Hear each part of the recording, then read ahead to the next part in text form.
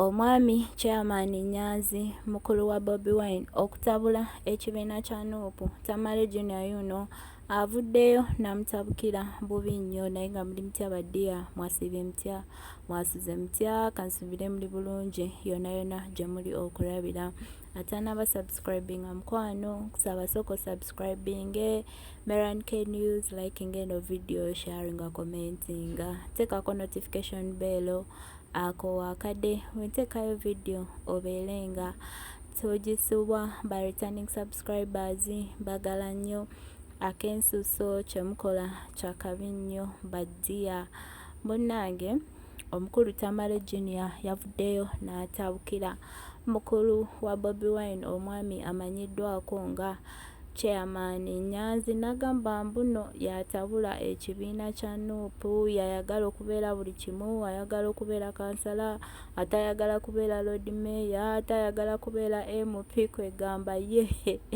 buli kifo ayagala kibeera mu buli kifo ayagala kubanga akyesimba nagamba era Bobi Wine wataveeyo nakwata kwoyo muganda we ekibina kya NUP agenda kuba akisudde nagamba n'ekisooka chairman Nyanzi wa NRM akyalina kadi ya NRM yagaana ddogizaayo naye ali mu NUP atabula abantu ba NUP atabula abantu abali mu NUP namwogerako awo ebigambo bingi nnyo nga wokiwulira ebijja okunyuma ng'obyerabiddeko era ng'obyewuliriddeko so ngenda kuba mbateerako eno video y'omwami Tamale Junior muwulire byonna bye yamwogeddeko byonna bye yamugambye nga we yamutabukidde byonna mugenda kuba mubyewulirirako nga biva mu kamwa ke so video yino kambere nga njibalekerako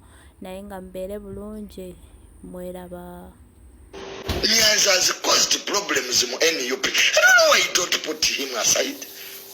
Nyanzi yasumbuwa bano, Nyanzi tabakansala, Nyanzi ya chairman.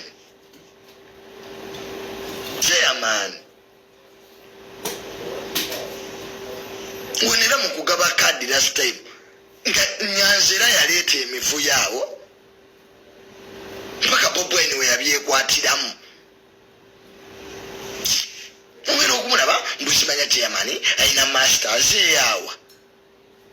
Nga luzungu ki chairman Nyanzi lwosobola okwogera tubeere sincere. Agala abakazi alinga ki ogenda okumulaba byonna byetaddemu wenayise bakansala wenayagala bwa road mayor luli yali ayingiriddewo nali bonsereko. Nyanzi, why don't you sit down? Go otwala bikunge Masaka. Bakugambe no twekunga dda Nyanzi. Chairman Nyanzi osudde ekibina kya muganda wo.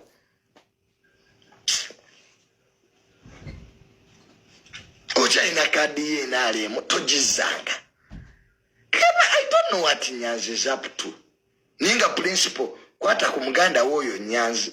Nyanzi is causing more damage than good.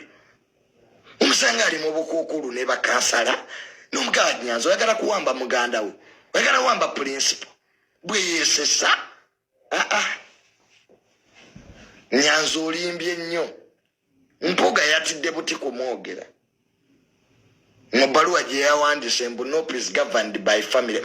Mpuga nawe be man enough mugamba Nyanzi abasumbuwa mpuga Nyanzi abyeyingizaamu oluzungu talumanyi.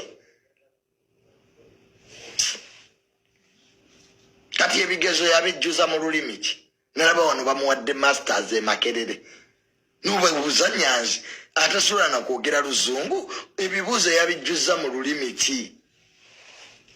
Nyanzi chairman we NRM erinnya kwe liva chairman Nyanzi yali chairman mwe NRM ene waffe ne kadi akyagina. He's disturbing the party. Mukutwala olugambe wa muganda we Kafulu Nyanzi gwasudde Bobi Wine. Kutwala butwazi ngambo zitalina mitwe n'amagulu. Bobi Wine kwata baganda bo bajje mu party. Bazimbire bagagga bazibu.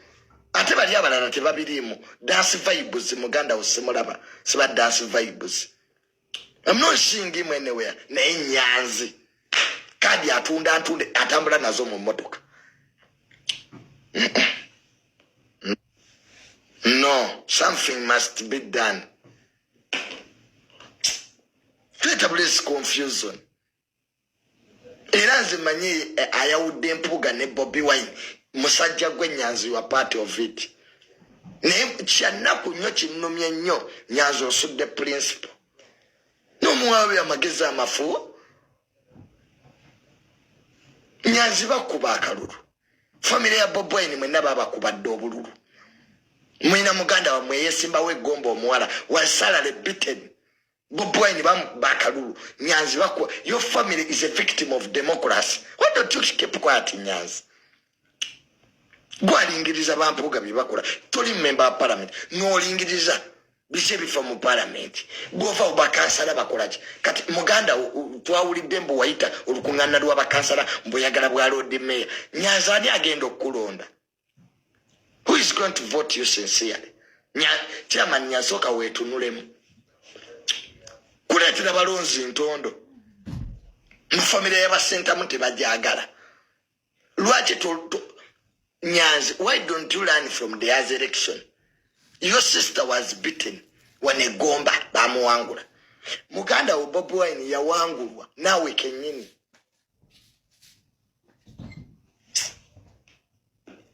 Ekibina kya munno kisudde.